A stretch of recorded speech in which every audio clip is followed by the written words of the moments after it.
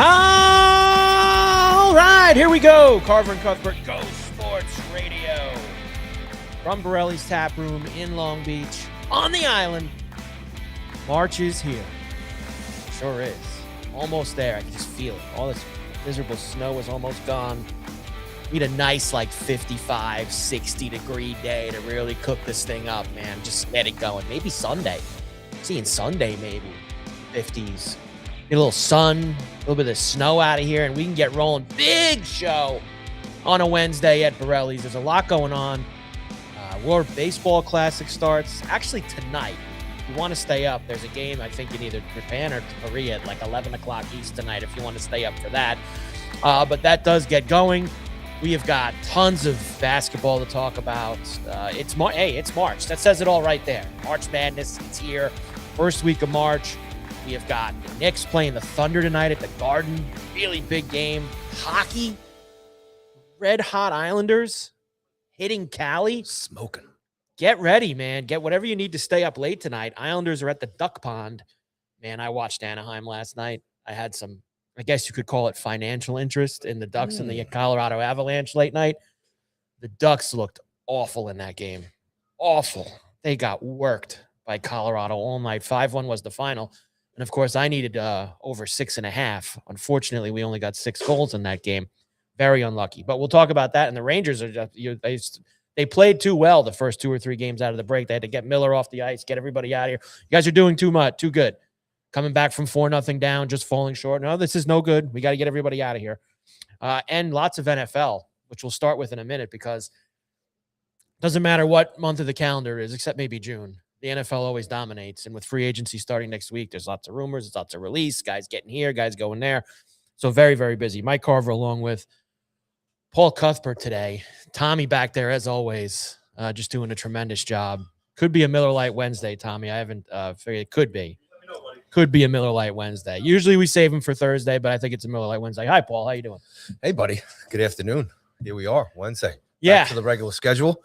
And yes, rained a little, but not enough last night to get rid of the snow. Well, I'm with you. It's there. You could just, it's almost there. And then we'll never see it again until next year, hopefully. I've had enough of this winter. We talked about this a little bit last week or the week before. I'm not a big summer beach guy. I am this year. I can't wait. I just get this crap out of here. I've had enough. Dusting off the paddleboard, buddy. Buddy, let's go. Get the sunblock out. It's boogie board central down in Long Beach this summer. I can't do it. We're in the place to be for that. So. It's just been a miserable winter around here. How's the weekend? Everything work out all right? Everything going well? Yeah, everything's going well. Everything is going well. We have a new addition to the family. Her name is Honey. Congrats. That's great. Yeah, that's we great. got a new pup. That's great. So that's great. Starting the whole puppy business all over again. Yeah. So Yeah. Back in the house. You gotta tough couple of weeks. Gotta do that. It's especially the kids probably. Yeah, they want to get right back in the mix. Yep. And get it going. Thankfully, I had all the flag football was canceled this past weekend. Oh man! So it gave me another week to kind of game plan, and we ended up holding a walkthrough on the concrete in the back of the school just so that they could figure out where to go. See, I get the feeling that this is not really exciting you as much. I know you're doing it for the kids. You're a good guy. You're a community guy. But I'm a kid. Yeah, you don't have an opt-out in your contract? I don't, and I kind of wish that I did because now all the softball stuff is getting put on my plate. Because softball's starting now, and now I'm like, this is just flag football. I got to get out of this. This is just too much. How long's the season? How many games? It's only a month. I'm belly aching a lot. It's only a month, and the girls, it's for the children. They actually, none of them have played before. Like I said, we have a group of travel soccer players, a group of travel softball players, and when they're playing together on this flag football team, and they've never played before, and we did a little walkthrough because obviously this miserable snow has been out here. We can't really practice, and it seemed like they were into it. So we're playing Saturday and Sunday this weekend. All right. See how it all goes. But that was my excitement from the weekend, is getting all ready for that. Get pumped, man. Any already any chance of any midseason trades or anything like that? No. I as much as I would for the kids have any free agency like the NFL does? Yeah, No? it doesn't. Maybe I don't Gotta wish work with that what it you got. would. Don't wish that it would. Obviously, we love the girls that we have, so that's good. Did you see that hole in one by Tom Kim in the TGL last night. I know that you were Right. locked in on the Golf is in the air. golf Baseball's hitting. in the air. them hitting balls into screens is always one of my favorite. And the playoff picture is set in the TGL, Boston against Jupiter, Los Angeles against Atlanta. LA and Atlanta played in the championship last year. So now they're going to play in the first round of the TGL playoffs. Look at the coverage on these other Well, networks. You know? to be fair, I mean, ESPN is like a half Yeah, I owner guess of they the have to do TGL, it, so yeah. they almost have to force it down your throat. I Get some WBC promos there the last couple of days on ESPN. They have been ready. By the way, nice. I mean, did they have to? What did USA beat the Giants yesterday? Like 25 to 1 or something? 15-1, I believe. Let up a little bit. I mean, just give them a break, or is it just Mark's got to work through the lineup, man. He's got to see everybody because I hate to tell you this. He told him Coach Mark's Mark. got to work through the lineup. Mark's got to work through the lines. That's what DeRozan. I'm telling you right now. That Dominican team is a machine. Did you see that lineup? They are going to be I'm very looking forward tough to talking about beat. that. Very tough to beat as we get ready to go this weekend. But why don't we start here with the football? Because there actually was just a huge trade, believe it or not. In Breaking the news? NFL. Yeah, I just the Rams got Trent McDuffie, cornerback from the Chiefs, who's really good player. And the Rams are kind of pushing all the chips here. First round pick too, huh? 29th overall. They got a first, a fifth, a sixth, and a third in 2027 for McDuffie, who's a very good corner. So this is kind of similar to what the Rams really have done the last 4 or 5 years. And that is they do not care about future assets. They are looking to push all the chips in and win now. They know they probably only have one more year with Stafford, maybe 2. But Rams aggressive as always. And the Chiefs, interesting. And McDuffie, they probably couldn't pay him. I mean, they've paid so many guys. And eventually you got to let a couple guys go. And they do that with their corners from time to time. They're so good at drafting that. And with all due respect, can there's only kinda- 2 teams that they have to worry about beating next year, and that is the Seattle Seahawks and the New York Football Giants. That's it. New York Giants. Hey, training camp in West Virginia at the Greenbrier. Love it. They announced this morning. So and people look at that as, oh, what is this? Harbaugh, you're not going to have training camp right? You got to remember, they are doing upgrades to the Giant facility there in East Rutherford, and the World Cup is there this summer at MetLife, and that They're makes moving, that Shane's office too. to the parking lot. Yes. Is where they're moving Joe Shane's office, out to the parking lot. He might not have an office by the time May 1st comes around. You never know. That was a hell of a shot, even though it was on a screen by Tom Kim last night. I do Can like you really trust these digital screens, though? I mean, come on. Is it? I mean, that's video game stuff. As someone who is embarrassed on. to say they have bet on this stuff before, no, I do not trust the video screens Come on the TGL. But it was pretty cool. Give me the cool real moment stuff. either Tell you, man, way. they were showing the aerial shots, the masses, the greens look beautiful. They're ready to go. Coming soon. Got the Arnold Palmer this weekend. A little API at Bay Hill. What happened to your outside man Orlando. Lowry over the weekend, man? Had it in his hands. I love Shane Lowry. Who doesn't? He's a Lovely. fine Irishman, but he cannot close golf tournament. No, he can't. He lost a tournament in January in Dubai where I still can't figure out how he lost that one. And then this one where he goes up, only 3 or 4 holes to go. He's got a 3-4 shot lead and he just keeps finding the water on 16. What is he doing? I couldn't believe it. And that's why I didn't bet him outright last week. I couldn't do it. There was no Lowry on my card. As much as I love him, he doesn't win. Now, does this basically crush him for the rest of the season? Yeah, look. I mean, as far as people having faith in him. He's used to this by now. Yeah. I mean, he's done this a lot. And here's the one thing about this week, and he plays well in Florida. At all these Florida courses, he's got very good history. So he'll go to Bay Hill this week. He's not going to win, but could you bet him for a top 10? Sure. I mean, I could see him finishing 7th or 8th in Orlando this week. Why not? So, but you got to here's what bothered me the most about it. So quick golf before we get into everything else. We are so used to in the NFL and baseball and NHL and NBA, when the game's over, guys, you got to go to the podium. Like, it's kind of how it goes. You got to go, and whether it's good or whether it's bad, you got to talk to the media. It's just how things are in sport and how they should be. And do we get on guys when guys duck out on the media? We always do that. And for some reason in golf, it's like it's not not required, not expected. So this kind of, I guess, started, was it 2 years ago when Bryce and DeChambeau beat Rory at the U.S. Open in that end at Pinehurst. And remember, Rory went and got in the car and drove away. He didn't stay and do any interviews. And then he kind of disappeared for 2 weeks. He didn't show up at the Travelers the next week early. And everyone kind of got on Rory watch and said, well, they're not required to talk. They don't have to talk. He got out. He left. So there's been a lot of this in golf. So many people throwing this guy bouquets this week because he talked to the media after losing that. Well, he should. He yacked away and threw up all over himself on 16 and 17. He should talk to the media. Everybody's throwing him bouquets. Shut up. Honestly. These guys should talk, win or lose. Yeah. Now, golf's a little different. There's, on a Sunday after a cut, there's anywhere from 60 to 70 guys who are rolling through after they finish. Well, guess what? I got news for you. The first 55 guys that come through, they don't want to, nobody's talking to them because guess what? They finished 20th through 60th. So they're not, but the guys who, when you have a 3-4 shot lead with 3-4 holes to go and you lose, you're going to want to be talked to. And you should be expected to be talked to. Yeah. So, doesn't deserve bouquets for talking to the media. Enough.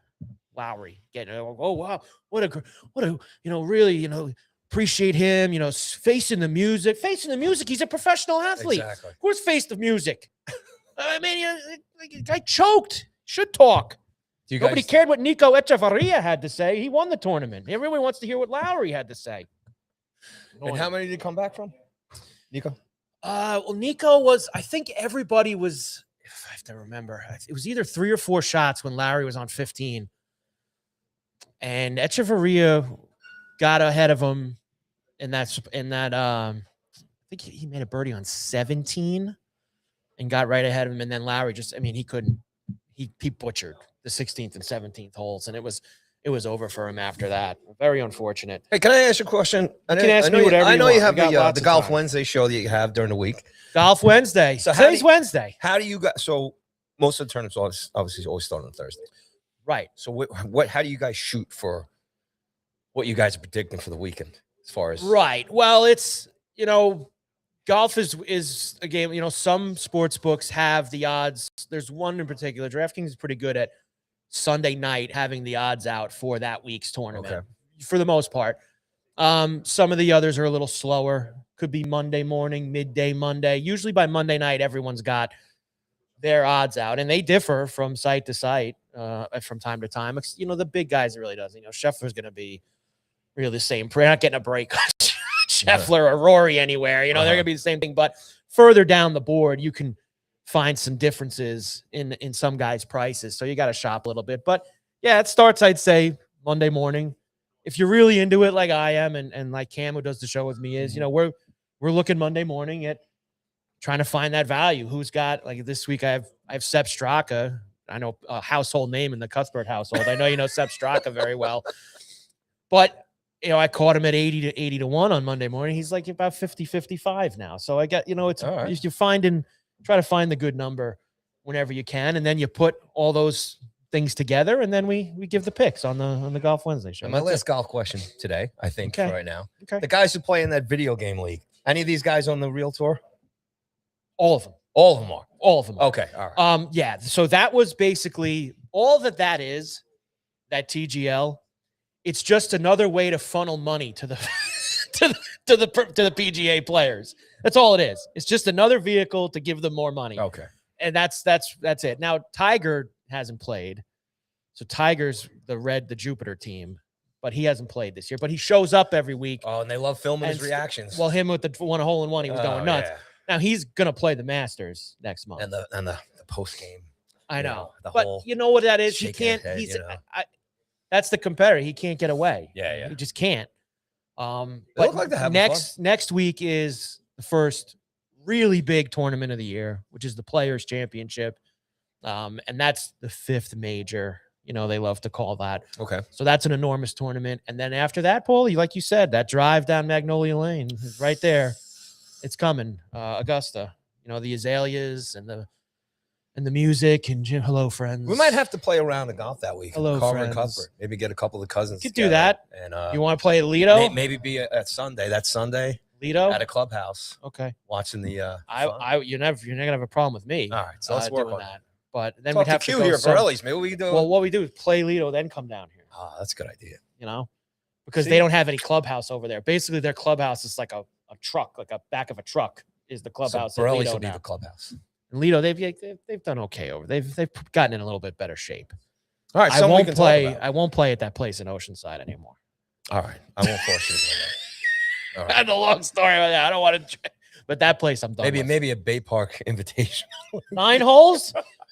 That might be better suited for some. 9 holes, get in and out. Bay Park. Sure, why not? But that's the good thing is we're thinking about playing golf because this weather's been so goddamn miserable, and that now that it's getting nicer, we're thinking about playing golf and getting outside, which is good to see. Good stuff. Good to see. Other stuff with the NFL. So I want to, because it is amazing how they take control of so much. Like, it's March. You think March Madness, it's college basketball. There's, the Isles are playing well, everything. But the NFL still finds a way, Paulie, to Gotta keep football themselves on your mind. Yep. at the top of the food chain at all times. Last week was the combine.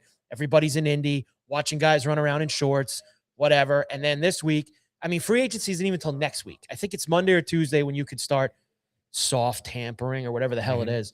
But even still, a week out, and it's just rumors and trades and all these other things. And it's even the locals, the Jets and the Giants. There's a lot of stuff, especially I'll start with the Giant thing. And that's this running back rumors. Have you seen this stuff with the Giants? So Not yet. I haven't looked. first of all, the franchise tags and all that stuff had to be done by yesterday. And the Seahawks did not give the franchise tag to Kenneth Walker, who won the MVP of the Super Bowl. So Kenneth Walker is going to be an unrestricted free agent. He's going to get to go wherever he wants next week. And immediately there was all these rumors that the Giants would be a suitor for him. And then there was also rumors that they would take Jeremiah Love from Notre Dame with the 5th pick. You don't take running backs. Didn't they learn their lesson with Barkley? You don't take a running back in the top 5 of the NFL draft. And I think what the Giants aren't, and I think this is all smoke, by the way. You get this stuff that comes out. Scadaboo's a monster. You just get him in there. Do you need to have 2-3 running backs? Yes, but you don't need to spend that kind of money on Kenneth Walker when you've got Scadaboo in there, who's going to be the lifeblood and the heartbeat of your team. He's a guy that you want in there. You don't want to take carries away from him because you pay Kenneth Walker a lot of money. You're going to play Kenneth Walker a lot of snaps. And you do not. I love Jeremiah Love. You know I'm a Notre Dame guy. You are too. He can't be taken in the Isn't there top the 10 unknown draft. yet of seeing Scadaboo play on this ankle, this rebuilt ankle? Right. So there's nothing wrong with having another guy, but when you pay it, there's nothing wrong with a 2.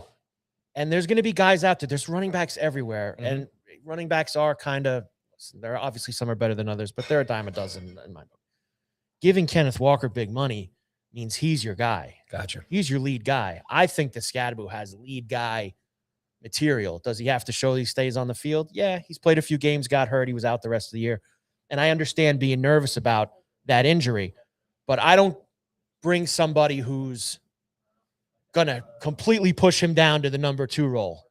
I want either a 1A, 1B, or I want Scadaboo with somebody who's right underneath him. I don't want somebody way above him. Gotcha. Whereas he might lose some snaps because you saw when he was in last year before he got hurt, not only like he brings energy, like guys get juiced because he's smashing into people and he plays with so much passion, and you don't want that off the field. No. You want him on the field. And Kenneth Walker or Jeremiah Love or whatever, that's why this is all nonsense. I don't believe that Harbaugh is going to come in. The first thing he's going to do, make a big running back move. That doesn't make any sense to me whatsoever. Doesn't make any sense. Yeah, no, I'm with you on that too. I mean, I think that, like I said, that's the only thing, maybe, it's just waiting to see, Scack, get back on the field and everything, because he is everything. I mean, he's a great blocker. He's a great short out option, all that stuff as far as just being a complete guy. And like I said, he will run through a wall for me. And he's just got a lot of energy. He's part of the new personality along with Dart and the energy and the youth movement and everything else. But again, until he starts taking snaps, getting buried in tackles, making turns, all that stuff, I guess, it's something that I think the Giants have to think about. Maybe not necessarily on this big of a level as far as free agency, right? But I think it's something they have to kind of consider. They do. They certainly do. But running back, talking about running backs as being the the main thing right now. I just don't see that as an area of concern. I mean, I think they need another, but there's other things that are more important. Then the Jets side of things. First, did you like that shot of Aaron Glenn falling asleep at the combine? Yeah, what's going on? I mean, Guy what's Aaron doing? Guy needed a snooze. What's he doing that's got him so tired? Unless he's in the weight room with the Busy. boys or something, So, I mean, it's could long. be stress. You Could got be to stress. understand. I think I would fall asleep at that place too. Could be his program. Like, imagine just sitting there all day and just watching guys run around cones and jump. Like, I mean, it's got to be But you know what? so It'd boring. be something, me and you fell asleep, but he's getting paid millions of dollars, There's a couple of natural pills you could take or whatever. Just keep your eyes open. Get the guy, I'm sure you could order a couple extra Starbucks, keep his eyes open there. Right. He's getting paid very well by the people, right? The people ultimately. It's got to be boring. I don't know if he actually fell asleep. We went off on it, how boring it is. The combine's so boring. Yeah. It is beyond boring. And we don't have to sit there and actually watch it. No. Like, this guy has to actually sit there and watch it or pretend that he's watching it. Now everybody goes, oh, well, they all get these reports and and it's true. I don't think that the coach really does need to sit there. The scouts go down on the field. They write all their charts. Just hand the guy the charts after. Yeah. Instead, you got him sitting up there and get a clip of him potentially falling asleep. Just makes him look worse. Another bad than he luck. actually is. Another bad look on a team that gets a lot of bad looks. They get a lot of them. Now, last week we spent some stuff about the quarterback position for the Jets. Yes. So there's been a lot of other moving parts here. The Arizona Cardinals released Kyler Murray. If you're interested there, I don't know how interested I would be. And then I saw Garofalo from NFL Network say this morning that the Jets could be in on Tua. Well, let me ask you. If you could get in on Tua, would you take him? No, absolutely not. I think he's gotten a little bit. He's been beat up a little bit more than he should, but I think a lot of his problems is he's one hit away from never So if the playing Jets again. are thinking about a bridge with Cousins, I think McDaniel did Tua or Cousins, who would you go? You going with Cousins? Cousins, because it's going to be less financial commitment and it's actually going to be 1 year. All right. I feel like Tua, you're going to have to give Tua or Kyler Murray, you're going to have to give some longer term and more money to. Kirk Cousins is a very easy 1 year. You want to lose next year anyway. Next year is the gold mine in the NFL draft for quarterbacks. Yeah. Now, I don't think this guy can afford to lose another year. He probably won't have, Glenn and Muji. I mean, he won't have a job if he goes 3-14 again. But next year is where you want to be in, because the quarterbacks next year are outstanding. That's when you want to be. It's unfortunate for them. They got unlucky this year. There's only one quarterback in the draft that actually made. Like, I just saw them out on the screen there, the Ty Simpson. I don't know. Well, I would take him at the end of the first. That's not a guy you take where they're picking at number 2. You wouldn't take him. So I would go Cousins over those other guys. I think the other guys are going to be too much commitment, term, and money. And Tua stinks, and Kyler Murray stinks too. I do think Kyler Murray is going to start somewhere else, though. He's going to get another crack at it. He was hurt this year. Arizona, Gannon hated him. I think Minnesota for Kyler Murray. Minnesota. And as far as the Jets are concerned, just ride out next year and wait for your quarterback next year. Throw Cousins in there. I think it's the easiest and cheapest offense. Easiest and cheapest option. I think that you get involved in, because here, you get involved in any of these other guys, and let's say it does go well, you're going to be like committed to them longer. Like, look what the Colts just had. I mean, Daniel Jones stinks, but he had such a good year before he got hurt that now they got to give him like $37 million this year in transition tag because he had a good year. And now you're like forced to keeping him. Like, if one of these guys has a really good year and the Jets end up winning more games than they should, then you're boxed in with them. Oh, you can't get rid of him. They did so well. When Kyler Murray comes and wins 7-8 games for the Jets, suddenly it's like, oh, wow, well, we found something. And then you miss out on all the good quarterbacks. Feel bad for the Jets fans, right? I don't. But it is. It is what it is. It is what it is for them. Anything else hot running in the rumor mill for the NFL free agency? Just next week's where it's really going to be nuts. Okay. By the time we come back next week for the Wednesday show, it will be all sorts of movement, lots of trades, lots of free agent signings, guys moving all over the place. NFL dominates for a good 2 weeks here with all this. All right. So that's where it goes. Well, hopefully we'll have some you'll have a lot. Some fun things to talk You about. will have- We'll see who makes any moves. You will have plenty. Carver and Cuthbert, Go Sports Radio. Here at Borrelli's Taproom in Long Beach on the island on a Wednesday. And there's got to be tons of stuff coming up at Borrelli's this week. Always is, gotta pal. be. Once again, we are broadcasting live from Borrelli's Taproom, 912 West Beach Street in Long Beach on Long Island, New York, baby. Well, yes, the weather's turning here a little bit in our favor. Music Theme Nights return tonight at Borrelli's with Sinatra Serenade. Come on down to the great songs of Old Blue Eyes right here, 7 p.m., free admission. Features a menu, not only of food and of drinks and cocktails, of Frank Sinatra's signature favorites himself. So come on down for that. It starts 7 p.m. And again, free admission there. Thursday night, return of Carnivore Night. That's tomorrow. You get a choice of veal, pork, or steak for $42.99. And that comes with bottomless beer and bottomless wine. Also a super salad and dessert. And that's Thursday night and every Thursday night right here at Borrelli's. That is Carnivore Night. Get on down here. Get those chompers ready to bite into some good stuff here down at Borrelli's. Friday, I'm very happy about this. World Baseball Classic goes live here at Borrelli's. First game for the United States at 8 p.m. versus Brazil. I don't know what the scouting report on Brazil is. I don't know who's playing on Brazil, but the U.S. will face them after a 15-1. It's gonna look like it did yesterday against the San Francisco Giants minor leaguers. That's what it's gonna look like. Crushed them. So Mark and the boys right here Friday night. Sound will be on, so coming down for that at Borrelli's. On Saturday, live music comes back here this weekend. We live music here on 7 p.m. on Saturday. And then on Sunday, it's also going to be coming back here. Actually, no live music on Sunday because you know why? It's going to be DJ Frankie Sims after, guess what, Mike? The BT Carver and Cuthbert Knicks Lakers host pregame show right here. Wow, that's this at Sunday. Borrelli's, Let's go. Brandon Tierney is going to be here at 3 o'clock. He's going to hang out with us, talk hoops and lots of other kinds of sports, baseball and everything else.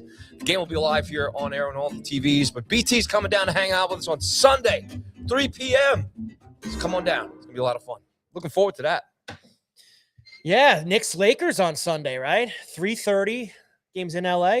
I guess. Wow. How about that? Big Knicks game. are, I don't know, and they're this and then they're that. And, you know. No, they're good. Yeah, I I think mean- that you just see some of the, like last night, you knew they were going to, they have now beaten the Raptors 4 times this year, and they've smoked them every time. Every time they've So smoked they only them. have a problem with the Pistons. That's it. Yes. And I don't know how much they cared about those games. I was telling you last week, I don't care. I don't know if they cared too much. So that's why Yeah, who cares? I'm not really, the playoffs are all that matter. For a team like the Knicks, now, tonight's a marquee game. They're playing the Thunder tonight at the Garden.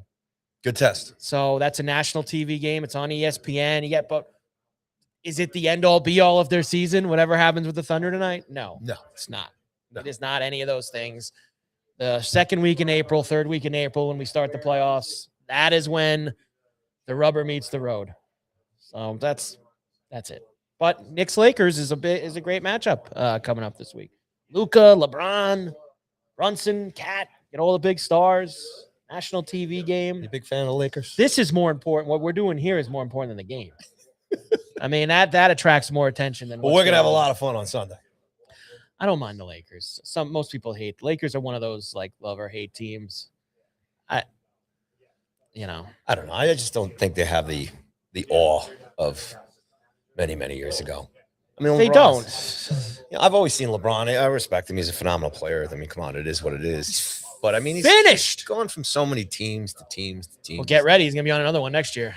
Is he really going to play another year? He's playing another Yeah. year. If there's ever a person, Is he coming to New York? Is that what we're going to No. do here? he's not coming. No. If there is ever a person who wants, needs, and desires the farewell tour, and you know what I'm talking about here. Mhm. Sometimes players in any sport will tell you before the season, this is my last year.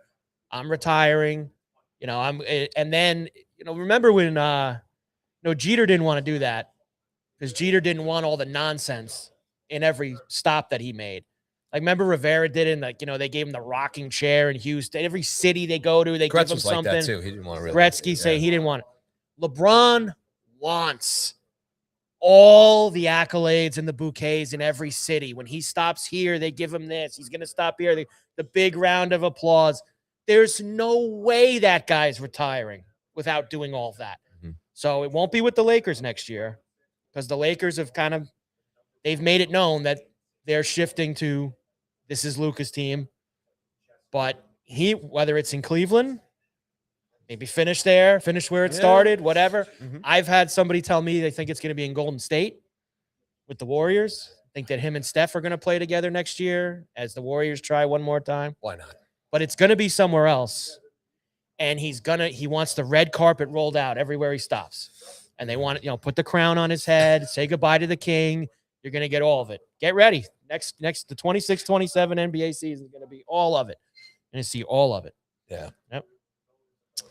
Well, get excited. It'll be interesting. I don't know how excited I'm going to be, but but 1 more year, 2 more years. But you think definitely another year. Oh, 1,000%. Yeah. 1,000% another year. So get excited for that. Hockey now. Oh, buddy. What's it like being a New York Islanders fan these days? Really good weekend for them. Win in Columbus, win at home against the Panthers. What a game. Schaefer. Anders Lee, man. 2 goals. I mean, Schaefer now with 20 of it. It's just been on coming from fire. Everywhere.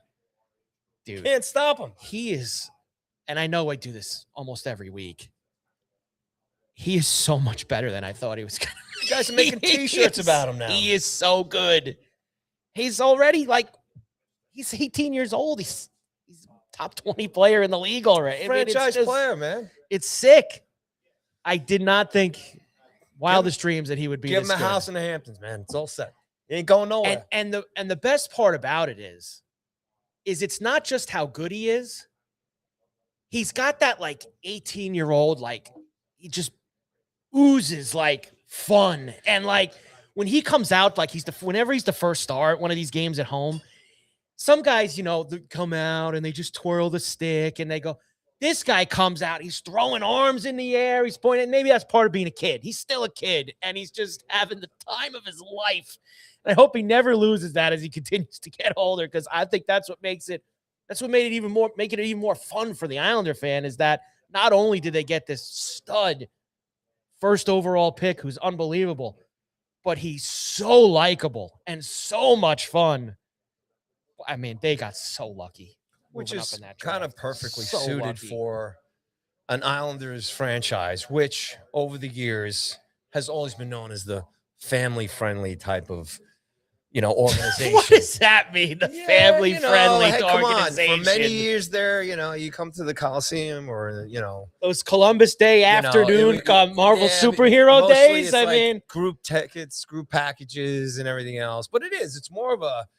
It's always been run differently, than the Rangers have run it. Okay, it's just. Wow, I mean, that's the Garden. That's corporate Johnnie over there. I mean, but look, I brought this up at the beginning of the season, which I noticed about him more than anything, which all that great stuff that he brings to the organization, is he has opened up the ice for the rest of these guys to play so much better. Barzell, Lee, Horvat. Yeah. Okay, it just goes around. Hyman, all these other guys. And then you have your defensive guys that can focus on the defensive end of it. You just have a great piece there, and then obviously Sorokin and the Nets out. He's bringing so much. And obviously the offense, the power play, the special teams. One kid has come in there, but he is just, it's like a little bit of magic dust, and everybody else is playing now on another level. And I think that's a huge part of the Islanders' success here as a result of him coming to the organization. There's no doubt about it. But, man, watching your other top guys who have been with this team now for a few years really play like they're a lot younger than they are. It's such a game changer. I told you you're going all the way to the conference finals, man. Look. Lock in. Come on, let's go. Look, here's a Ranger fan here telling you, let's go. Enjoy this. Let's go. I talk to you about this all the time. when you're having a season like this, your expectations, they change. You know, I think people had one set of things that they thought if this happened this year, it would be a great season for the Islanders, whether that's just making the playoffs or Schaefer playing great or whatever. Now that it's gotten to this point and they've done what they've done so far, now you expect more. And now I expect them to not just get in the playoffs. I think that they're good enough in I think you can line all these teams up in the East, and I think they could all beat each other in a playoff series. I really do believe that.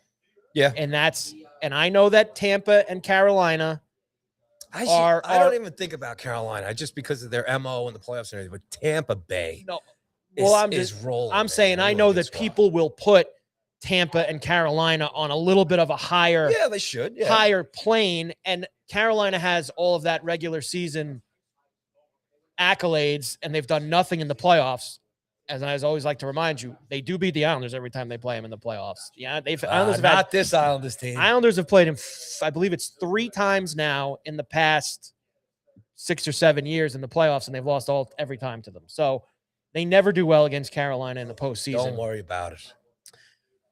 That's what would worry me. But other than that, you line up Tampa, Carolina, the Islanders, Buffalo, Montreal, Detroit, all these teams. You could sell me any of them beating each other in a playoff series. I think that's how wide open the East is. And if it's that wide open and you have a goalie like Sorokin, then yes, you can maybe win 1 round, 2 rounds, be in the last 4. I'd probably sit Schaefer anything now. can happen. I'd sit him now. Save him for the playoffs. He just got a 3.5-week rest. That's why it's Don't let anything the best thing that happened to him man. Was not being named to that team and having to go trudge over to Milan. Hey, fair play to the kid, man. He's been taking a couple of runs. And, you know, 1 or 2 things, the Owls are stepping up for him. And this kid gets up, man. He gets up. John writes, who wins the Calder Trophy? John, I got news for you. It's a done deal. The Calder Trophy's over. Who's closest to him? Who cares? Who cares? Okay. He should be voted 1st, 2nd, and 3rd. He is one of the most hands down, no doubt about it, downhill on skates winners of the Calder Trophy. You have a new Dennis Potvin. You have a new Dennis Potvin. I agree. Look at that. And if you put on a little more muscly over the next couple of years. He's 18 right now. When he's 21, he's in the same plane as Makar and Quinn Hughes. And he ain't too far behind him right now at 18. He's been so damn good. So that's pretty good company. And yeah, I agree. He's right. Yeah. He is in that conversation. Yeah. He's not right there. Those guys have obviously done a ton in the league already. And there's, he's 18. Think about in 3 years, he'll only be 21 and where he will be with those guys on that top plane of no doubt about it. Best in the league. Just hopefully he keeps his head up. Keep that head up, kid. Keep the head up. Keep the head up and keep rolling. So they're in Anaheim tonight. So out to Cali. The traditional, they usually do this in March every year. It's weird how they flip them. Either the Cali trip and the Western Canada trip. One's usually in November, one's usually in March. And this year it's Cali. I was telling you at the top of the show, I watched the Ducks last night, and they're got to play on a second night of a back-to-back now at home. You would think maybe they're also going to be a little desperate with how poor they played last night. I'm sure that'll be discussed in their locker room this afternoon. Dostal played last night. I would highly doubt he's going to play again tonight, so you're going to get the backup.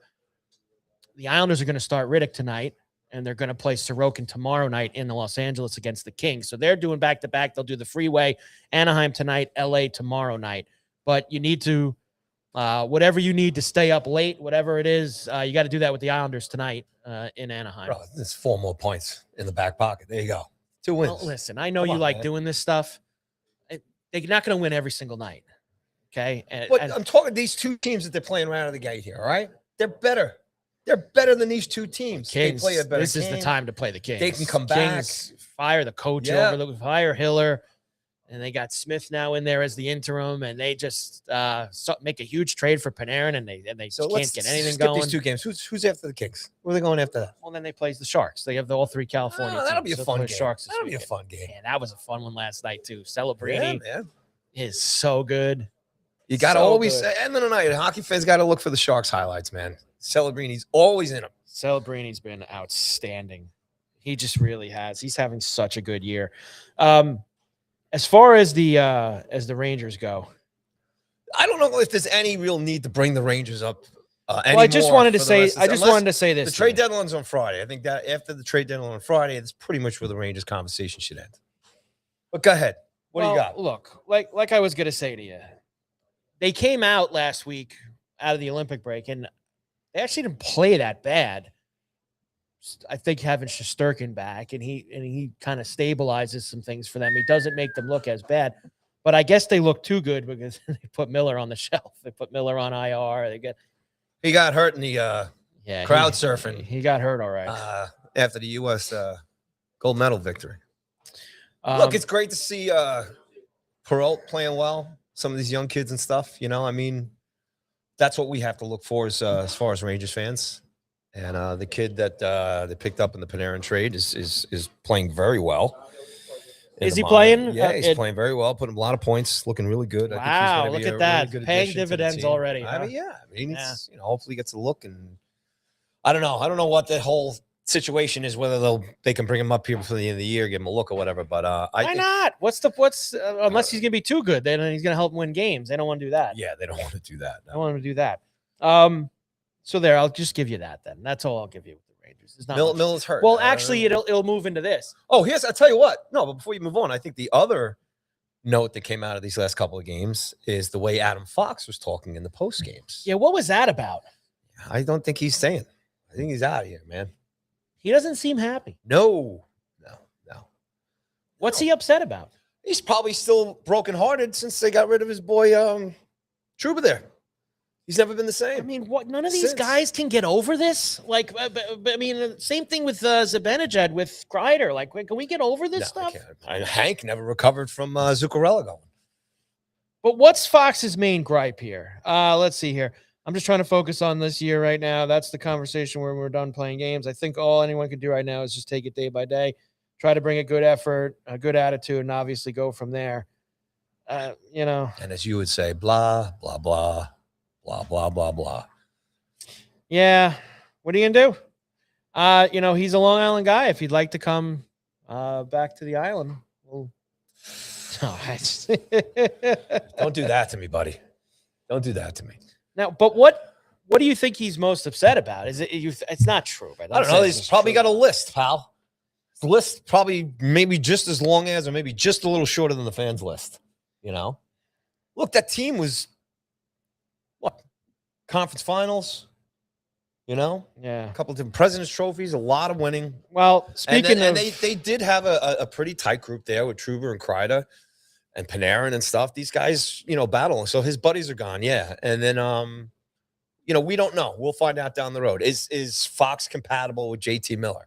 What kind of guy is JT Miller? We've seen him in his interviews and everything else, and a lot of people are kind of upset with the way he talks and the way he handles himself and everything else. So it just trickles down. You got a lot of young kids in there that there's no success for the Rangers within the next 2 or 3 years, right? So Foxy's been on a ton of success since he came in. That long of a here. Rebuild? Huh? 2 to 3 years? Come on, buddy. They're not going to stand for that. I mean, the Ranger Nation, Big Blue Nation, they're not going to stand for that. Okay, this is 2, 3 years. Ladies and gentlemen, this is good. This is on this Ranger fans. 2 to 3 years to rebuild. This is 2026. I gave Mike the business about it. This is a quick rebuild. It's a quick rebuild. There's a base there. This is all you got a goalie. Twisting the. Hell knows you're paying him enough money. He can't go anywhere. No, he's not going anywhere. Unless they put him in a package. Maybe this now turns the corner to the next thing with the Rangers. Okay. We are now about 48 hours away from the trade deadline. Yes. It's been quiet here since we've come back from the Olympics in terms of for the Rangers and these big ticket items that would really help some other playoff teams, whether that's Trocheck, who John brings up, Trocheck to the Wild. I think that would be a great ad for the Wild for playoff time if they could add Trocheck, whether it's Mika, any of these other guys that could potentially, I mean, you're looking to drive Lafreniere to the airport. You can't wait to get that guy out of here either. But 48 hours to go. Do you think that one or more of these guys is going to be out of here? Look, I would love all of them to go. Down to the studs. Including Miller. Really, Down I to mean, the studs. I mean, like I said, that Miller doesn't ain't seem going realistic, anywhere. obviously. Miller's But send Mika Miller's a somewhere. leader. Send Trocheck somewhere. He's a leader. Miller, he's got to stay. This is over.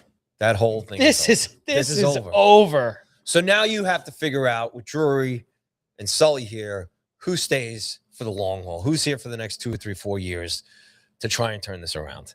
And I think the more trades you make, whether it's a Banijad, Trocheck, the more prospects you can get back, more picks you can get back, that helps out a little bit. But let's do this. Let's clean the slate. Let's start going young.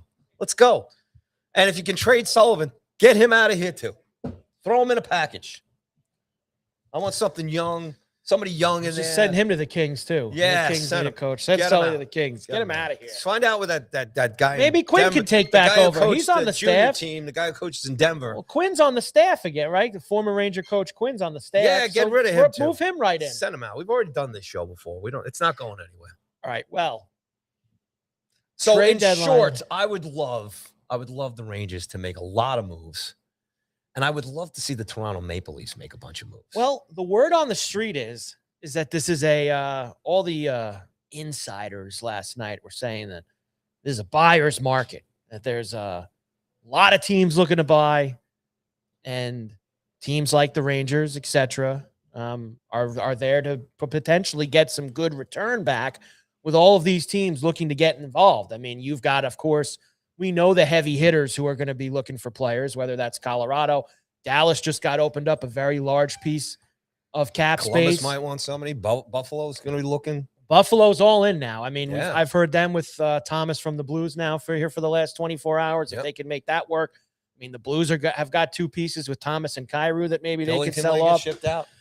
I'll tell you, that's an interesting one, because if you look at the teams towards the top in terms of playoffs and whatnot, that's a cup-winning goalie. Yep. A big game goalie. Mm-hmm. He could be very useful out. Now, there's one place I know they could really use him. Edmonton. Oh yeah, but I don't know what they Yeah. obviously when you pay like 4 guys 85% of your cap, it's hard how you fit, because I'm sure Binnington makes a decent amount of money being where he is. There was a trade just as we started the show though. John Sully's not worth a bag of pucks. Oh, All right? come on. Pucks are good. You get pucks for them. Tyler Myers to Dallas. So there goes Dallas starting to fill some of that space. Good move. They get Great Tyler player. Myers for a 2nd-round pick in 27 and a 4th-round pick in 29. Plus, Vancouver is retaining 50% on the remainder of Myers' contract, which makes him a $1.5 million player this year and next. And they opened up about 10 with Seguin, so that gives them some more room. But the Stars are a team. I watched them. They've won 10 in a row after last night. Mm-hmm. They last 2 nights completely smashed Vancouver and Calgary. They play I think they play Colorado Friday night. That's a good game. Yep. Colorado and Dallas Friday night in Dallas. What does Colorado do? Do they need to do anything? I think they do. I don't think that there are no doubt about it. Absolutely winning the Stanley Cup team as they are. Billington and Colorado. Do you trust those 2 guys that Colorado has in net? No. The Blackwood and the Wedgwood, and the Look, they're both good guys. They're travelers. They've played a lot of, I don't know if they're you put Binnington on that team. You know what? This is good. Because let's talk about this too. Because I don't know if you saw Dreisaitl's comment. And you see, how they can't score 5 goals every night. I saw, but that's got them into the Stanley Cup Finals 2 years in a row. right. So, to hear him complain about that, I mean, that's what they have to do. But the Edmonton Oilers are one of those few teams that have the firepower to do that every night. Right. I get where Dreisaitl's coming from, but that kind of mix has kind of worked for them, I think, if you look at it, and they're going to have to outgun Rado and Dallas and Minnesota. Yes. So maybe Edmonton right now, if Billington's available, I don't know how that work it, but maybe that's the guy you get. Maybe that's the team that goes out and looks for that. And look, I'm not going to sit here. I'm not all too familiar with Edmonton's defense right now and their core and stuff, but I think most of it's still together from the last 2 years. But that's how they play, So yeah, Wyshynski and Marek were saying yesterday, Vegas is another place Binnington would be on the radar. Where's Vegas in the standings right now? Are they? I think they're first in the Pacific. Yeah, a a lot of talent in that squad too. Well, you got to remember. Is Mark Stone taking his annual rest? He's taking his rest Yeah, before the so, playoffs. okay. It's right now. He's in. Vegas first in the Pacific with 70 points. Anaheim 69, Edmonton 68. Okay. Now, that's 12 points below the three teams in the Central. Obviously, Colorado, Dallas, and Minnesota are very far ahead of all of them. Everyone else is and 14 overtime losses for the Knights this year. But nothing set in stone with them. That's for sure. How about these Pittsburgh Penguins, man? Hanging around, looking good without Sid the Kid. So Binnington has a 16-team no-trade list. Really? But I'm sure Binnington that's half has the a league. 16-team no-trade clause? But you remember, yeah. But seriously. Yeah. I like how the guys do that. Half the league you can't trade me to. But you would assume, Paulie. What an agent. Holy think about cow. the places that would want him. He's not going to say no to, whether it's Vegas or maybe say no to Edmonton. Vegas, Colorado, Love those. to know that list. Well, that would, you would think sometimes that guys only put bad teams on that list. But in reality, and I forget where this was, I think it was in baseball. There was a pitcher who put just really good teams on his list, like the Yankees and stuff, because then you have a negotiating ploy where, the Yankees want to trade for me. Well, then redo my contract and I'll drop my no trade clause. So sometimes guys do that to renegotiate. And that might be something that Binnington can do here. If one of those teams is on his list, he can say, well, let's give me another 2 years on my deal at X amount of money and I'll drop it. I have to remember that for some of my negotiations. Yes. Yes. You need to go and do that. But this is going to be now, sometimes it's hit or miss with the trade deadline in the NHL. I think there's going to be a lot of moves. I hope so too. Now, sometimes you see, all the moves happen like the day before and the actual deadline day ends up being pretty dead. We're kind of getting in that point now. Maybe this Myers deal this morning, we might see more in the next 24 hours as opposed to the 24 after that. Mm-hmm. I think Buffalo's a big player here. I think the Islanders. I was going to ask you, what do the Islanders need? What do you want them to get? The Islanders. Islanders. Who do you give up? The Islanders need what they've needed forever, which is a guy who consistently and no doubt about it just puts the puck in the net. I mean, just a flat out goal scorer.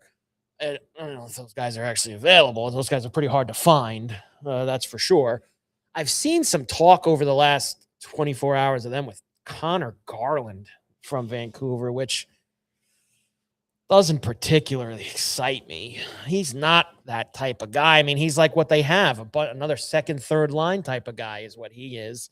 Makes a lot of money too, and he's got a lot of terms. So I don't know if I'd love that one.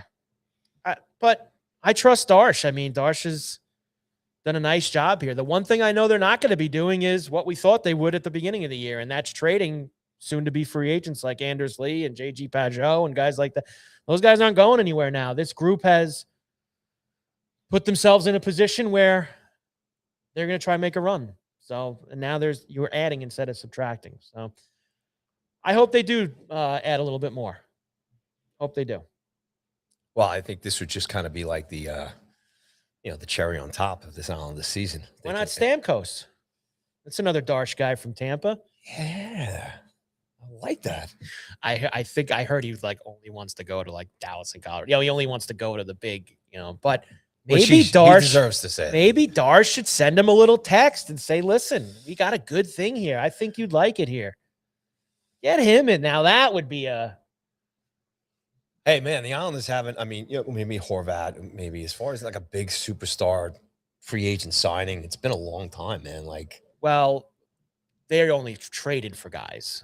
Yeah, nobody signs with them willingly. Yeah, nobody willingly signs with them, like you saw with Panarin. Nuts, man. I mean, I just don't understand. But I still think that more players won't come out here to the Islanders. Now, look, fantastic out here, ladies and gentlemen. But the last time that this came into play was Panarin, and that was just at the start of this kind of rebirth of the Islanders with the building and the practice facility. Wasn't Bobrovsky in that conversation too back then? They were both free agents at the same time. Yeah, but I think Florida, it was known. I know Panarin was the big deal, yeah. But I think that now guys have now made enough trips in and they've seen the new arena They've seen what the Islanders have built. I'm sure guys talk. The Eisenhower is a great facility now that they have. I think the one thing that hurts the Islanders is the same thing that it hurts most teams in the NHL now. These guys get taxed to hell if they play here, whereas you don't in Vegas, and you don't in Nashville, and you don't in Florida. Yeah, well, and as much as everyone wants to talk how Gary Bettman loves to talk how that's not a big deal, I think it is. I think it is a big deal to some of these guys. So I think that hurts as well for both the Islanders and the Rangers. I mean, if you're in that position as a player, as a free agent now, or, you definitely deserve to be able to go that route. I mean, that whole thing has affected Canadian hockey for years, as far as Montreal and Winnipeg and Ottawa. Right.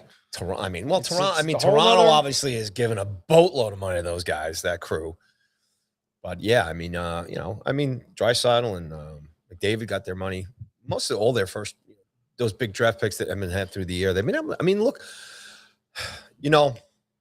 I get it, and it is a big part of it. And I think that Bettman's out of his mind saying it's not. Yeah. And this came up last year in the playoffs. Remember, Biz was talking about, what was it, how Florida was doing it? Or yes, yeah, yes, about exactly this, that the advantage that these cities have, the Florida teams, Nashville, Vegas, the Texas teams, they have such an enormous advantage over everybody else. And Gary and the crew over there at Park Avenue have kind of said it's not that big a deal. I agree more with what Biz said. I think it is a big deal. I think it does matter. I think that's what's made Florida Panthers 10 points out of a wild card spot. I told you the other day, and I stick to it. They are finished. Do you think done? Is there any possibility that those guys are sellers? Do they start retooling? The funny part is, I know they have this dream about doing a three-peat. It's not they happening. Obviously have made a lot of trades the last 2 years to build this team into what it is. They are supposed to be giving up their first-round pick. I forget. They've made so many deals. I don't know if it's the Blackhawks or somebody else that they're supposed to get, but it's lottery protected. So if the Panthers miss the playoffs and they're in the lottery, they get to keep their first rounder this year. So in terms of just selling, what is there a guy on an expiring on their team that maybe they could? Sure. But most of their guys are locked up and are going to be a big part of. Tell you, Coach Maurice wasn't happy with them. No, he was not. Oh my God. John says whether or not the actual tax burden on NHL players is primary consideration, from the perception of it is a big deal. And I agree with John. The perception is a big deal because I think it's now been spoken into it. And look at where these guys, this isn't Rantanen re-signed with Dallas when he went there. I wonder why. Marner signed in Vegas. Stamkos and Marchessault that year, where'd they sign? Nashville. Yeah. Where, Gensel, Tampa. Where are these guys signing? Where the tax ain't at? Yeah. Vegas, Nashville, Florida, Texas. It matters. So the NHL likes to tell you it doesn't, but it does. It absolutely does. There you go. No, I agree with you. But anyway, I think it's going to be. I think there's going to be a lot of movement. I think there's a lot of teams actually here in the mix here. 48 hours. So trade deadline. And I'd like to see the Isles do something. And I hope the Strangers get rid of everybody. Let's go. Clean them out. All right. Carver and Cuthbert, Go Sports Radio. Borrelli's Taproom in Long Beach on the island. I saw a little more snow melt as I walked in, just out there. Big puddle outside Borrelli's. The snow's melting, and the sunscreen is around the corner. I could just feel it right now on me.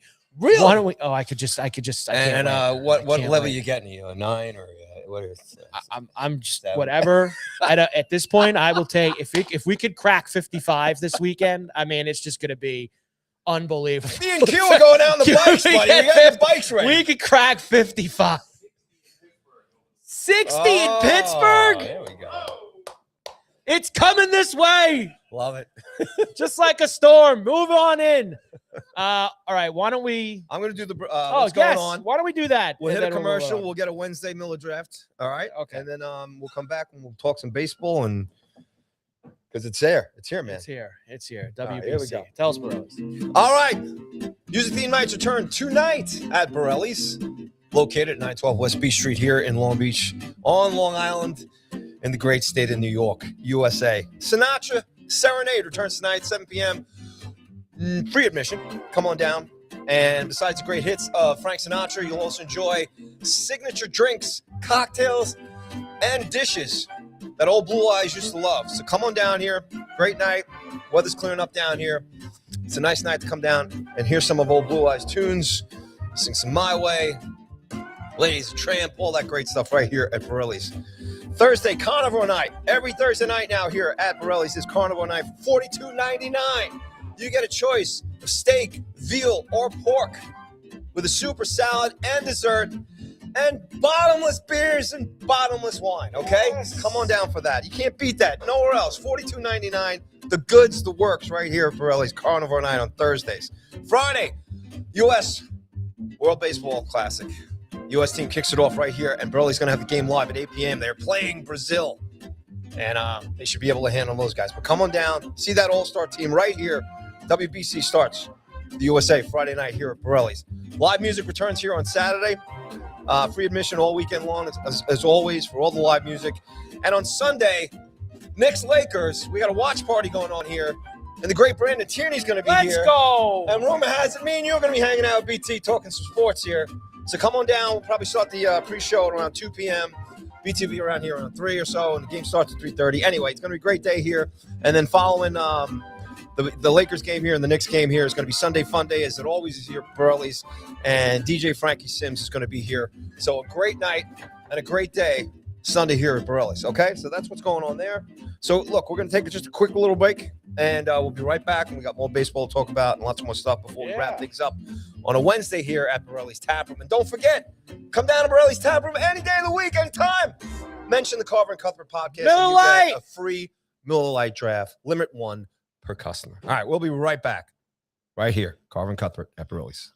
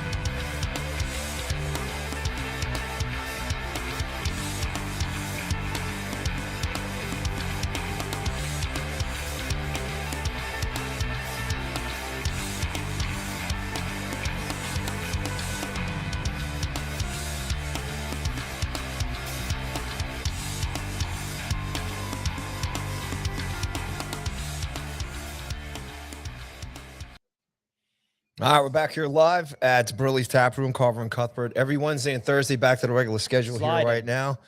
And did you see that hit by? Did you see that homer by Lombard? no, hey, That was crushed. I think the Yankees are breaking records here as far as the runs they're scoring here in Can they save a spring few for the training. regular season? buddy. They're looking good, man. I know. I know it's spring training, but Rice-A-Roni. if you would if you took the flip side here, right? Yeah. As far as the Yankees and the outlook, rolling back the same squad, you get to see you just mentioned Ward, Spencer Jones. These guys are crushing the ball. They're playing very good in field. I mean, you got to take the positive stuff, man. You got to take that rolling into the season. And as long as our Yankees who are playing in WBC get back healthy, I like what's going on, man. That was off Crochet too. Garrett, don't call me Davy Crockett because my name is Crochet. Look at that. How about Cheers, that? Tom. Here you go, buddy. Cheers. Once again, come on down to Borrelli's Taproom. There you go. Happy Wednesday. It's the place to be here down in Long Beach. We love it. Love being here. Good stuff. So good start for the Yankees there with Lombard. Woo! That's delicious. Smashing one off of them. Speaking of WBC, they beat the hell out of the Giants yesterday. I guess that's a sign of things to come, is what that was, maybe, especially against Brazil and Great Britain on Friday and Saturday. So nice job, but whatever. It's wiffle ball. It's warm-ups. It does start for real tonight. I know you'll be up. 10 o'clock East tonight. Australia begins their World Baseball Classic journey against Chinese Taipei. Pool C. 10 o'clock. I went and looked at the rosters of these two teams.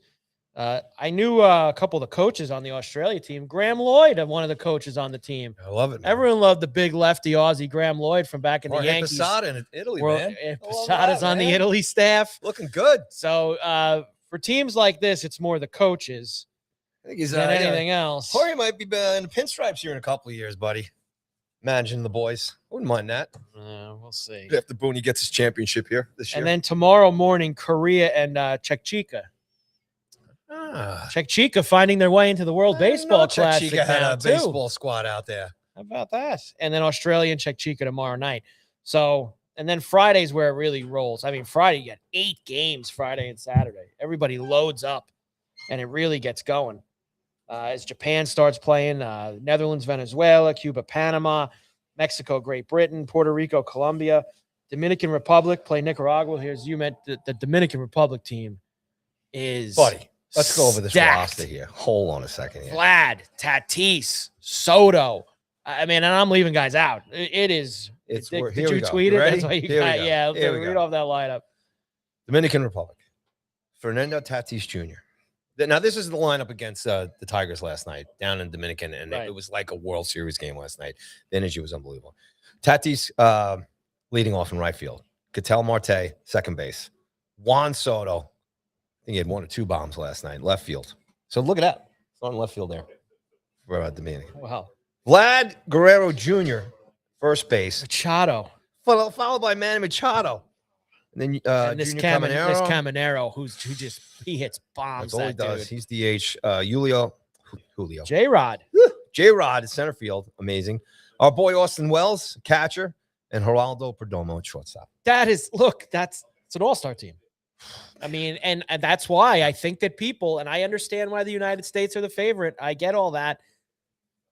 That team right there can rake.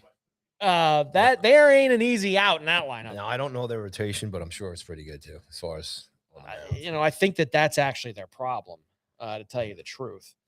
Let me get you the And buddy, I brought the U.S. pitching rotation. I know you want to go over that. Well, I mean, look, I know what I know what it is. Now they have. Let's see what pitchers the DR has. They got Alcantara, Balo from the Red Sox, Dominguez, Doval, some good bullpen pieces. Wandy Peralta, Severino, Christopher Sanchez from the Phillies. Not awful, actually, when you think about it. They have capable enough pitching that with that lineup they can absolutely win the whole thing. Absolutely. They look fired up, man. And they're playing their group games in Miami. Mm-hmm. And listen, brought this up. This is the only time what do they do this now? Every 3 years or 4 years that they do the Weights or Baseball Classic, whatever it is. This is the only time they fill that place in Miami. And I mean, there will not be a seat for these DR games. Where the Pool A Puerto Rico games are in Puerto Rico, I'm pretty sure. They're playing down there. Yes, they are. They're at Bithorn down there. Who else is in Group D? Netherlands and Venezuela. So that game's also in Miami. Venezuela team's decent too. Yeah. But I know how big turnout. DR is dangerous. And I don't want to bet against the United States because obviously we want to root for the United States. It's just like with the hockey. We want to do that. But if you were just looking at this from like a pure betting perspective, I think there's a lot. DR is a great number. Well, lucky for the U.S., they don't have to play them in these first 4 games. No, I think that they have it set up that they would, they have this stuff all mapped out. So Logan Webb is going to start against Brazil. School is going to start against Great Britain. Skeens is starting against Mexico. And McLean's starting against Italy. And then they've already got down here. Quarterfinal is going to be Webb. Semifinal is going to be Skeens. And the final, McLean's going to start. That's from Underdog MLB. That's where I got that. If that's etched in stone. If Coach Mark's going to keep it that way, we'll see what happens. But 2026, I'm trying to get which pool plays who. U.S. is not going to have any issue getting into the playoffs here as far as, these first rounds here. So they actually have, that's why their number's where it is. So the United States and the DR are on the same side of the tree for the semis. So they could potentially play. I don't think they'd play in the quarters because I think they're both going to win their pool. They would play in the semis. They can't play in the final. Okay. Japan, the Tokyo and San Juan pools are on one side. The Houston and Miami pools are on the other. All semis and the final are at Lone Depot Park in Miami. There you go. So that's why the DR's number is a little bit further out because they have to play. They would have to beat the United States and then still win the final after that. But that lineup is very capable of doing that. Very, very capable. It's going to be fun, man.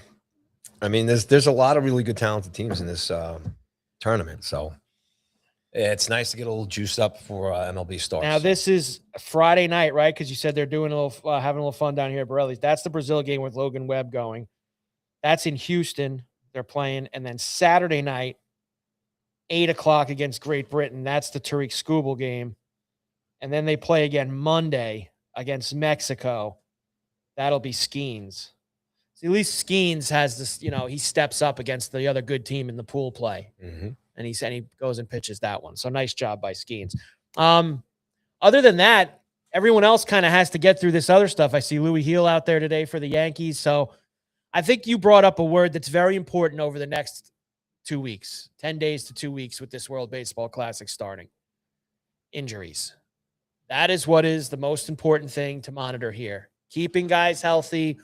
It almost seems like every single one of these things, someone comes out of it with an injury, whether it was Diaz last time with the Mets, and there's somebody comes out missing opening day, and you just need to hope that it's not one of your guys. And if you're a Yankee fan, that it's not obviously 99. And we have a lot of guys in the tournament. 99 or any of those other ones. Yes, Yankees have a lot of guys there, as they should. They're the Yankees. They're the big dogs, as we always like to say. A couple of fans are tweeting out that the U.S.'s roster should be, if Steinbrenner was still here, would have been the Yankees roster. Yeah. Well, not that far, but yeah, I can catch the drift there with that. Some hoops for you. Knicks play the Thunder tonight. Knicks smashed the Raptors last night. They have beaten the Raptors all 4 times they've played them this year, and they've beat them by 10+ in all 4 games. So the Knicks now are 3rd in the East. They're a game and a half back of Boston for 2. They're 6 back at Detroit. Detroit's probably going to be the 1 seed in the East this year. But you talk about a very tough stretch coming up for the Knicks, and they never play well on these West Coast trips. Never. They have the Thunder at home tonight, ESPN national television game. At Denver Friday night against the Nuggets. At Lakers Sunday afternoon, of course, we'll be here. Mm-hmm. At the Clippers then the next night, Monday night. So they do the LA double. At Utah against the Jazz. I know what you're saying. Utah sucks. Yeah, well, you want to know what? These Eastern Conference teams, when they roll into Utah for these like boring night, Utah sneaks up on them. And then they still have to go to Indiana on the way home after that. You got on a Friday night to deal with too when you're going to Utah. Now, part of this is also the Knicks obviously can't play at home next week. The Big East tournament comes in. You have all that. So there's a long road trip for the Knicks after tonight against the Thunder, and they need to look. Again, this is not the end-all, be-all for their season, but you'd also don't want to see them go, 1-4, 1-5 on this trip. You want to see some good efforts. You want to and they see got them take care of business. I mean, show when you have a trip like this, which is 5-game road trip, 2 and 3, honestly. You got to win 2 of those games. The Utah and the Indiana, how about this? They should beat Utah and Indiana. Okay. Now, Indiana gives them problems all the time. Utah is tanking. You got to win one of those other 3 games. Denver or one of the games in LA. And then you do 3 and 2 is not out of the question for them on this trip. I'm with you, man. Look, we've talked about it already in this show, the importance of the trip or whatever. In the long run, as far as playoffs, not really a big thing. But you do want the team to continue to play good basketball the rest of the way here and to go on these trips. And, if you are going to play in the finals and you are going to play somebody in the Western Conference side, these are the games, the outside in Utah and the stuff is just kind of getting in there in the long trip. And the Lakers, all this stuff coming up. I mean, this is Utah's 18-43 this year. Indiana's 15-46. I don't care where they're playing the games. You shouldn't lose to those teams. You just can't lose to those teams. And again, it happens to teams all the time. They go into Utah, they end up they are purposely trying to lose games. So is Indiana right now. There's a tanking epidemic in the NBA. Well, maybe what we do is we watch how Brown coaches these games. As far as maybe he's going to give these guys a couple of rests or whatever. It's possible. That would be the only thing that I would see is if the Knicks play weak on this road trip is that he's managing his bench a little differently. Very possible. But tonight for the Thunder, Thunder played last night too, so both teams' second night of a back-to-back. Thunder has been, they almost run a line change every game. They've got so many guys. They sit so many guys every night. Other guys go in. So we're a little too early in the day to know who the Thunder are actually going to show up with this evening at the Garden. As far as college hoops goes, Paulie. Yeah. Now, it's funny. You put on the description for the show today, Johnnie's role. They had a little hard time with Georgetown last night. I can't say that they necessarily rolled. What's the most important thing at the end of the game? They won the game, but they were like 15-point favorite, and they won by 3. So in my world, they didn't roll, but they won. They won. They won. They won a couple games in a row. They should have rolled Georgetown at home at the Garden. But you know what? That's kind of the game is kind of similar to a little bit of the pressure and stuff of Big East tournament stuff. You're gonna play. They were lower seeded teams. They were down, I think, 7 or 8 at the half in that game last night, and they came storming back. They scored a ton of points in the second half, and they were able to get the job done. Wait, the roll was not necessarily just on last night. It's just they've been on a bit of a roll here since they lost to UConn. Right. Well, they've come back. That was really impressive. Was more, and we hadn't been on since. But the Villanova win on Saturday night was very, very good bounce back for them after the way they got embarrassed by UConn good in the white suit, Yeah. And look, they got the senior night win last night at the Garden. 2 huge games at the Garden. My daughter went to the game on Saturday, which was awesome. She had a nice. fantastic time. That's good. So, but that was the so day. there's one game left. Garden doubleheader. She can go to the Penguin Ranger game in the afternoon, and then that's one of those. You go to the afternoon game. My daughter had better things to do. You go. If this was us, you go to the Penguin Ranger game, steak and a beer in between, and then you go back for St. John's and Villanova at night. Maybe something we'll look into next year. It'd be great if the Islanders and Rangers played each other on a day that St. John's was playing tonight. Right. I would like that. That would be a nice time. Send an but email. This is, Paulie, it is March. March Madness is here. this is the last week of the regular season in the big conferences. There are mid-major conference tournaments that are starting this week, but next week is when it's really on. And I'm excited for Wednesday and Thursday next week because I will be able to tell Tommy that we have a Big Ten game on that TV, a Big East game on that TV, an SEC game on that TV, an ACC game on that TV, because on Wednesday and Thursday, there's usually like 20 games at noon and then 20 games at 2:30 and 20.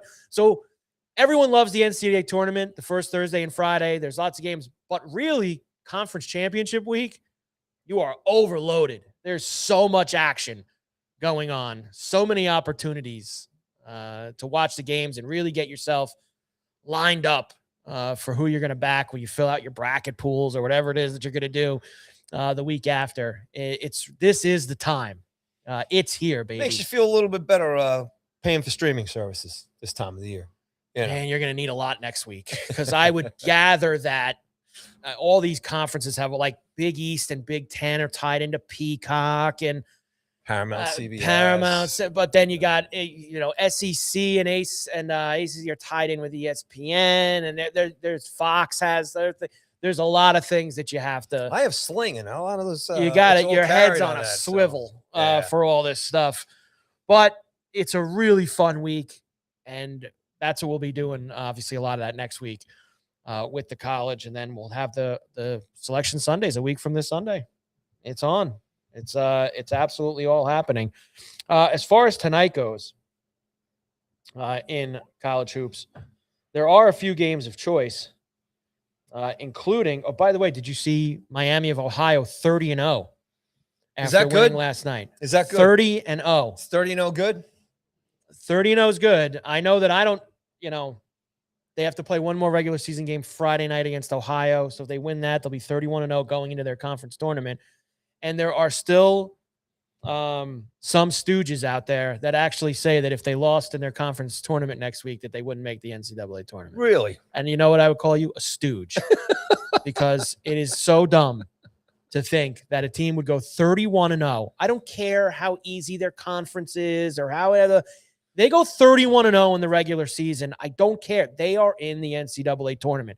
I would rather see them, small Cinderella story, than some 16-14 Power 4 conference team that finished 9th in their conference, but because they're a brand name, they get in over a team that went 31-0 in the regular season. Get lost.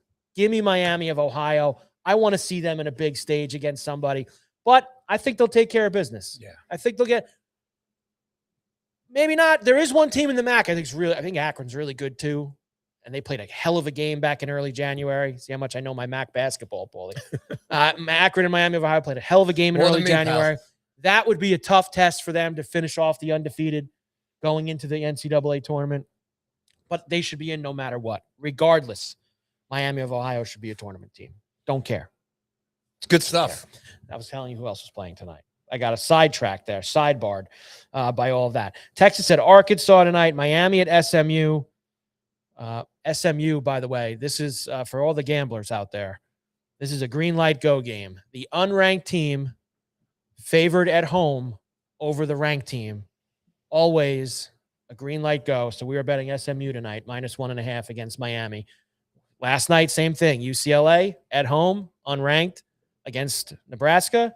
They were 1.5 point favorite. UCLA won by 20. This is a green light go today. Doesn't happen all the time. Obviously, nothing's 100%, but it's one of my favorite spots. He always goes with whoever. He'll go with the opposite of whatever everyone else is on. That's how he goes. So if everyone's on one thing, he goes the other way. You mentioned he's getting pretty popular these days, huh? Well, he's. And you guys do Saturday. You guys do the Saturday, we did that Saturday. We hadn't done anything in like a month. Okay. So we wanted to just watch the games because when we were on together at night during the week at the place I used to be at, we were on during the games and people loved it because we're just yelling and screaming at the TV and yelling and screaming about our bets. So he's a big college football guy. So when the football season goes down, he kind of gets in a lull and it's hard for him. So I got to try to pull him out of that lull. But he's become I guess he was bored. So he decided to become like a content king on Instagram where he would just take people's stupid videos and he'd put his face in the corner and like yell at them. So he like had videos of like guys riding bikes off of cliffs into the, or some guy jumped into one of those display stands at a Walmart and Joe's in the corner with his face. Take this guy away. He's just yelling. And he actually got one video that had like 500,000 views on it. So we're doing it wrong. So I've been We're all doing it wrong. I've been breaking his stones because I'm telling him, you wasted all these years being a college football guy, being a researcher at ABC for college football. You did all this stuff. And your claim to fame now is putting your face in the corner of a screen, taking other people's content and putting your face in it and screaming about it. And that gets you the 500,000 views on Instagram. That's what does it. Doing it all So wrong. Joe, my guy, Joe, John, John Carver. I give Joe the business. He was, and now, when we're going to do movies now, we're getting out of sports altogether. This show's not even going to be, we're not even going to do betting anymore. It's these movies. Got to go where the people are going, man. It's movies and it's all about clicks stupidity. and views and That's subscribes. it. Yeah. This is the sports show now. That's going to be a movie show. All right. Good luck. Good luck. That's unbelievable. What are we doing here? Joe, he keeps sending me the things like, 250,000. Look at you, Joe. You're the guy. You crack that. They pay you yet? Are you getting the monetized on it? Oh, I gave him the business. Good stuff. Double air off a heel in the corner. They really did make that Fort Myers. This is in Fort Myers where the Red Sox play.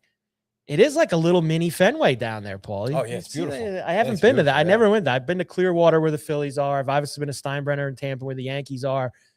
And I think Dunedin where the Blue Jays are. But I've never been to this little mini Fenway down at Fort Myers for the Red Sox. And it looks really cool. Similar what the Yanks do at Steinbrenner Field. It's all good stuff. Wow, look at the time. I did not know how late it's gotten. Rocking and rolling, brother. We're back tomorrow. Yes. Noon East. And we're here Sunday afternoon before Knicks Lakers. So that, I mean, come on down and hang out Sunday afternoon. I am telling you right now, there is absolutely no way. Tommy, are you here on Sunday? I'm coming in to hang out. Yeah. Okay. There is no way I leave here Sunday without having that vodka pepperoni pizza. There's just 0.0% chance I leave here Sunday without having it. That's it. There's just no way around it. It's happening this Sunday when I'm here for this Nick Laker game. Is I'm having it. So just mark that down. Wings are phenomenal. Okay, I haven't had that. I gotta say, get big sample. Get me one of those long tables, Tommy, on Sunday after the show. Just line it all up. I'll order the meat lovers because that's phenomenal. And Okay, slice of that too, pal. Vodka pepperoni. I gotta try the vodka pepperoni slice down here. We're back tomorrow, noon East. We'll do a World Baseball Classic. Who you got? Or should we just do that now? USA is going to beat Brazil and Great Britain on Yeah. That's pretty much done. For some of them.